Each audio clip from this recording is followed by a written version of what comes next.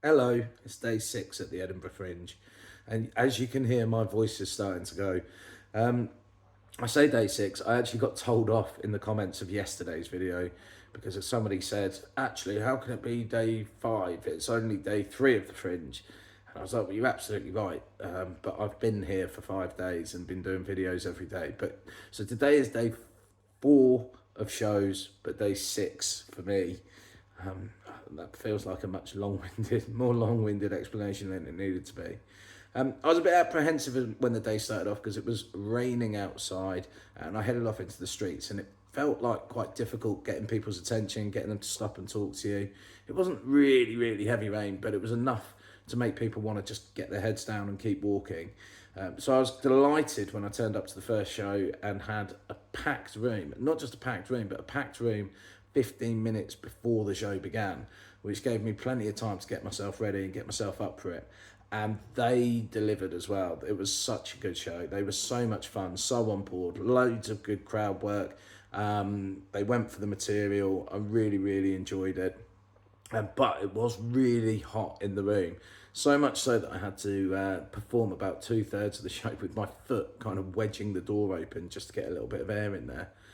But lovely group. And went off to the second show. I don't have very long to fly between shows, and I was quite concerned because it's the first time that I've had 0 pre-sales for any of the shows that I've done so far. So I was quite pleased. I had 14 in the room, and again, they were a nice group.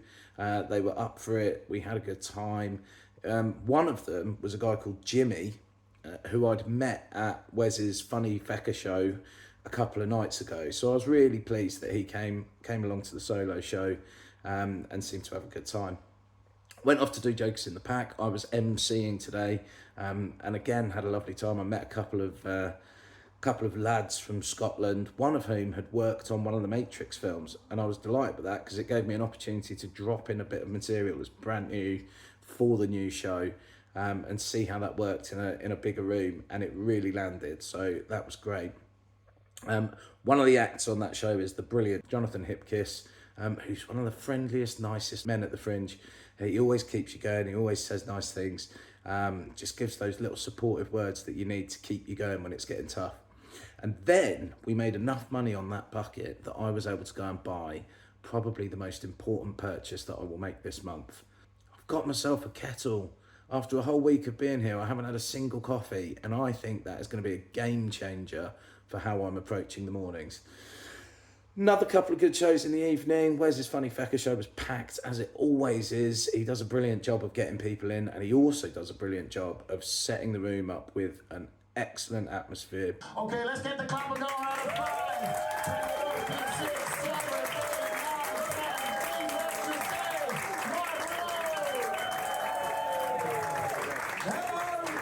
People who are bang up for it, lively crowds. So that was a great show. I really enjoyed that. And then followed it up with a spot at 101. Again, lovely room, Matt Wills's room. He had maybe 35, 40 people in there. And again, they seemed lovely. Everyone took a flyer. So hopefully those guys will now be like Jimmy and get themselves along to my solo show too. More shows tomorrow. I will be back and let you know how we get on.